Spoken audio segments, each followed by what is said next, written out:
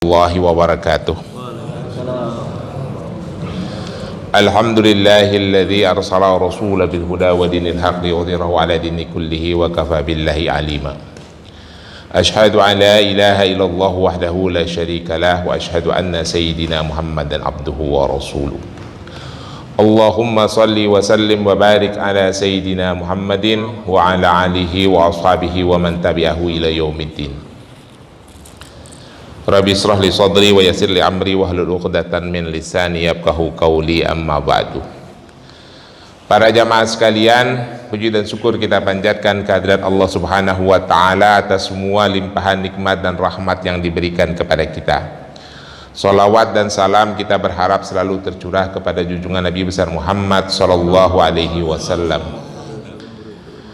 Alhamdulillah kita diberikan kesehatan dan kelapangan waktu sehingga bisa berkumpul di masjid yang kita cintai ini untuk melaksanakan sholat subuh, memperpanjang itikaf kita sampai syuruk, mendengarkan kajian-kajian, dan alhamdulillah dari hari ke hari kita perhatikan jamaah sholat subuh kita semakin makmur, semakin ramai. Ini tidak saya lihat di beberapa masjid di Villa Pamulang. Ya, ada villa masjid yang mau sholat Jumat saja menunggu jamaahnya kumpul. Mau sholat subuh, kadang kalau saya mau isi kajian, udah waktunya azan masih lihat kiri kanan, tidak berbeda dengan di At-Taubah. Ya, masjid-masjid lain juga ramai ya, tapi kita alhamdulillah lumayan ramai.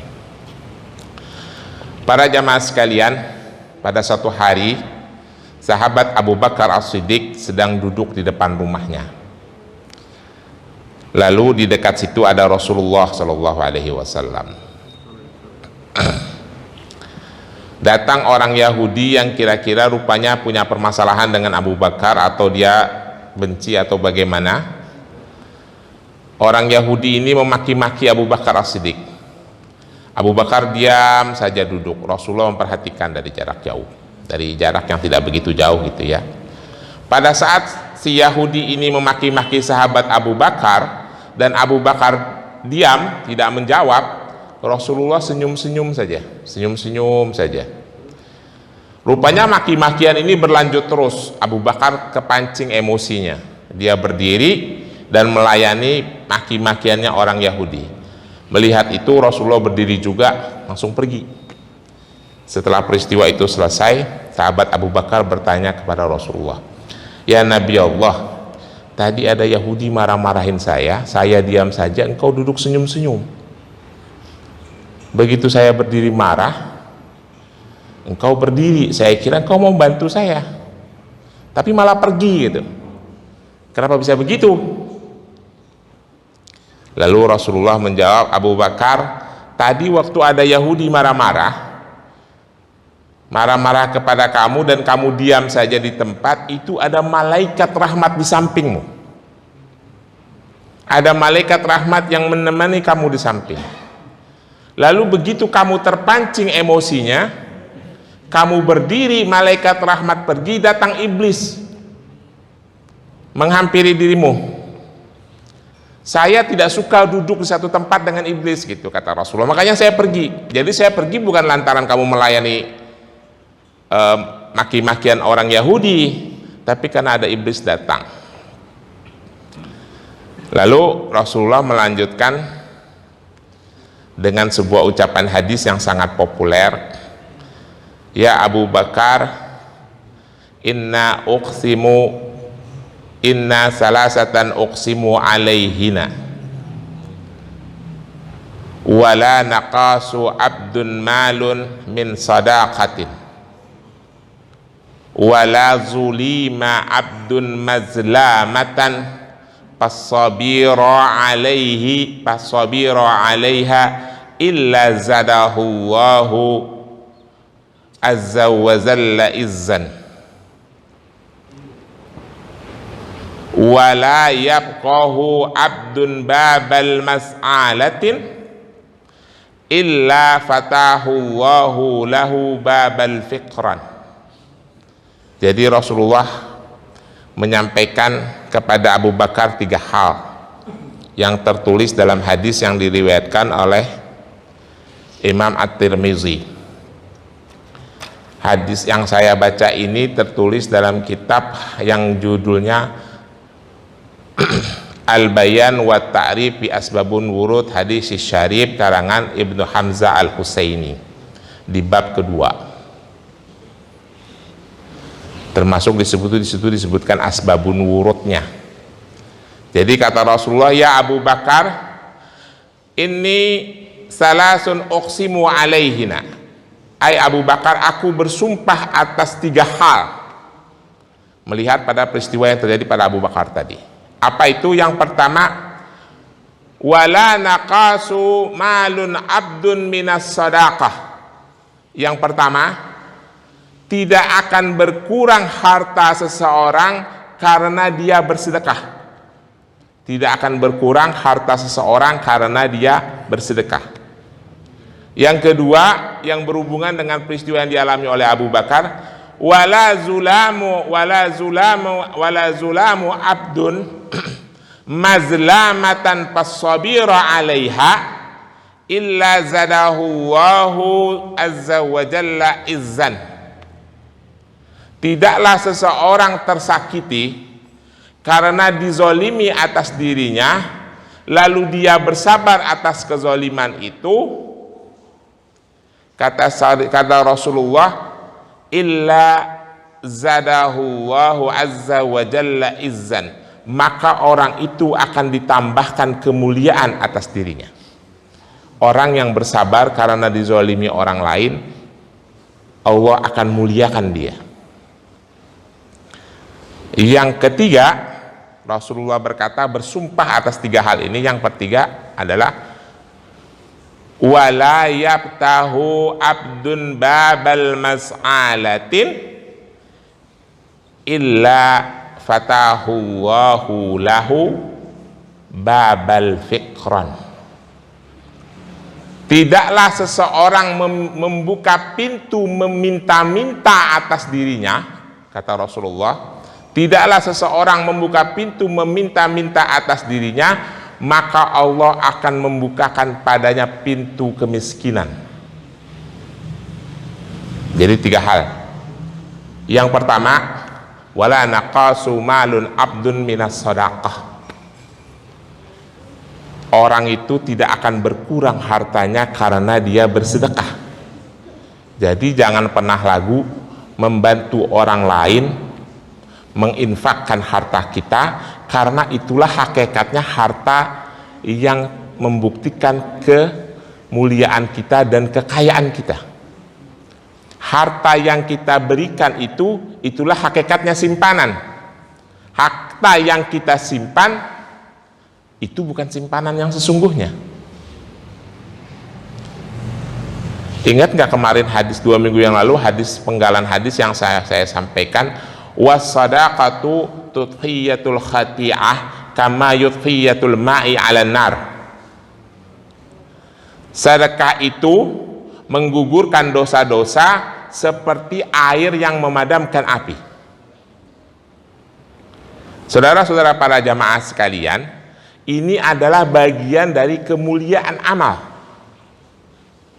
Ya, ini saya ulangi lagi, orang kita nih, orang muslim ini sering salah kira nih, sering salah berpikir, disangka dia kalau sudah mengerjakan ibadah-ibadah maqdoh, dia telah menjadi manusia yang sempurna.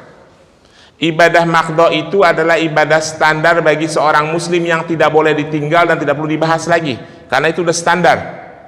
Sholat 5 waktu itu maqdoh, itu standar, ya, wajib standar. Kita tidak dibilang muslim kalau tidak sholat, kira-kira begitu.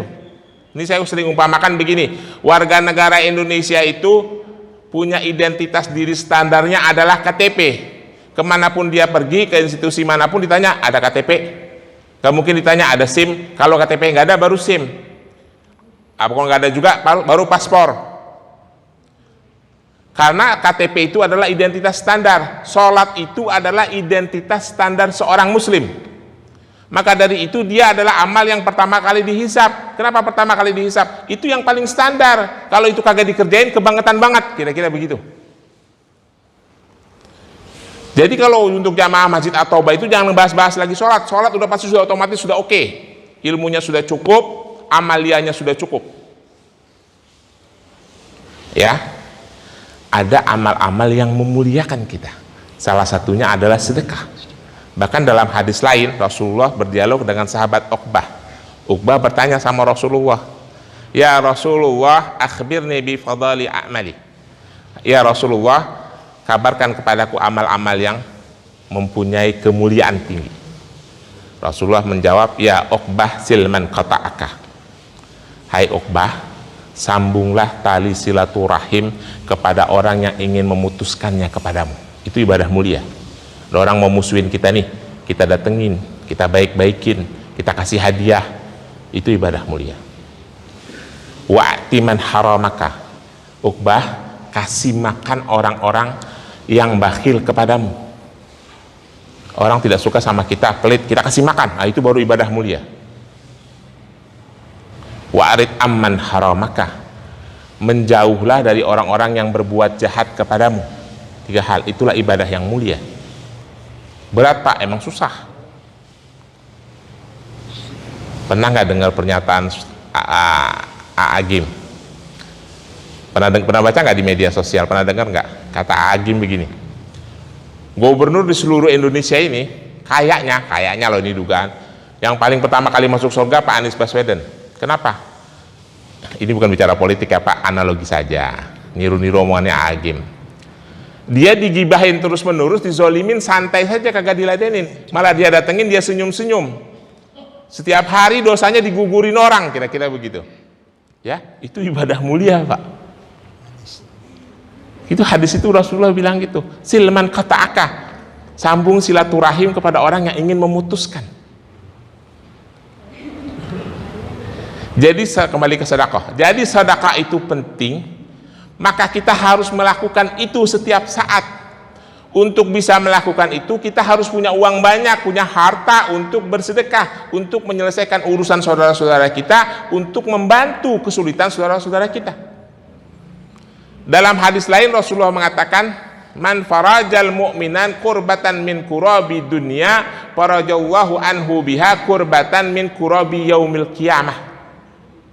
Barang siapa yang meringankan beban seorang mukmin di dunia, maka Allah akan ringankan bebannya di akhirat. Maka dari itu saudara-saudara para jamaah sekalian, umat Islam itu diharuskan menjadi orang yang kaya raya, menjadi orang yang makmur, supaya dia bisa memudahkan urusan orang lain. Itu perintah Allah.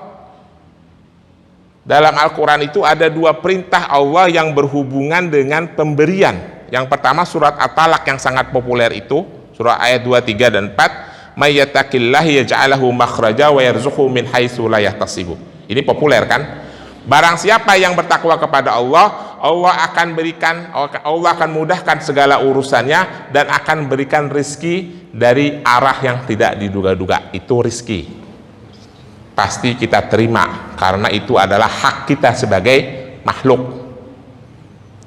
Tetapi Allah juga memerintahkan yang dicari itu bukan cuma rizki, karena rizki itu pasti turun sendiri Pak. Ma min dabati fil ardi illa Allah rizquha. Barang siapa saja yang melata di muka bumi, Allah yang jamin rezekinya, manusia kayak hewan kayak apa saja. Tetapi yang kita cari bukan cuma itu, karena kita harus membantu saudara-saudara kita sesama muslim. Apa kata Allah? Fa idza qudiyatis shalah fantasiru fil ar wabtagu min fadlillah wazkurullahu katsira. Terakhir, la'allakum tuflihun. Kamu semua orang muslim, kalau sudah mengabdi kepadaku, sudah beribadah, jangan diam di tempat. Fantasiru fil ar, pergi sana, cari rezeki sebanyak hari fadilah. Wabtagu min fadlillah, kejarlah karunia Allah. Rizki sudah dapat pasti. Rizki itu Pak, makan, minum, napas, oksigen. Nah, makan, minum, nafas, itu rizki. Tapi kita disuruh cari fadilah, kelebihan, karena kelebihan itu kita gunakan untuk menafkahi istri kita yang pertama, menafkahi istri kita yang kedua, menafkahi istri kita yang ketiga, menafkahi istri kita yang keempat, belum anak-anaknya. Ya Pak. belum bikinin rumah buat mereka-mereka, belum bayar kuliahnya, bayar listriknya, bayar teleponnya, internet buat mereka sekolah online. Tuh, itu namanya fadilah. Kalau rezeki mah cuma urusan makan, minum, napas. Dan itu hak kita tuh sebagai hamba Allah. Semuanya dapat, nggak mungkin enggak. Semua yang bernyawa di muka bumi pasti dapat. Cuma untuk bayar listrik, bayar telepon, kita harus pergi pagi, pulang malam. Belum menafkahi istri pertama, kedua, ketiga, dan keempat, kita juga harus pergi pagi, pulang malam. Mas Depri diam-diam aja karena dia PNS, nggak mungkin keempat. Kedua juga nggak mungkin. Ya. Buat kita membantu saudara kita, adik kita, ponakan kita yang pengen kuliah, kita harus kerja keras. Belum lagi tetangga-tetangga kita yang perlu kita bantu. Makanya Allah mewajibkan orang muslim itu kaya raya, supaya dia mulia, supaya hidupnya bernilai. Wabtagu min fadlillah, habis itu waskurullahu katsira, banyak-banyak bersyukur dari apa yang kamu dapatkan, yaitu dengan cara membantu orang lain. Kalau sudah begitu, nanti Allah katakan la'allakum tuflihun, hidupmu akan beruntung. Karena banyak memberi syaratnya harus banyak punya, kira-kira begitu. Bapak tahu sahabat Rasulullah yang kaya raya, Utsman bin Affan itu, harta kekayaannya kalau dirupiahkan sekarang sekitar 3 triliun. Yang paling ngeri Abdurrahman bin Auf, itu sekitar 7,2 triliun. Pada saat dia wafat, dia punya 3.500.000 keping uang dinar. Uang dinar itu emas murni 5 gram. Emas murni 5 gram. Kalau emas murni harganya sekarang 900.000 rupiah, satu kepingnya berarti ada 4.500, 450.000. 450.000 kali 3.500.000 keping. Itu uangnya Abdurrahman bin Auf. Dia punya 560.000 keping uang dirham. Dirham itu satu keping 5 gram perak murni. Perak murni satunya harganya 1 gram 50.000. Kaliin aja tuh jumlahnya berapa. Punya 3.000 onta. Dirupiahin, dihitung itu sekitar 7,2 triliun waktu beliau wafat. Waktu beliau wafat hartanya ketinggalan 7,2 triliun. Belum yang lain-lain. Belum Talha, belum Sa'ad bin Abi Waqqas. Itulah yang menyebabkan kita menjadi mulia.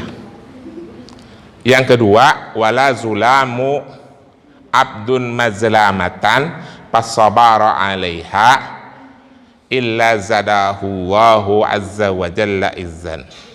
Kalau kita dizolimi, kita bersabar, maka Allah akan tambahkan kemuliaan kita. Yang ketiga, ini penting berhubungan dengan yang pertama.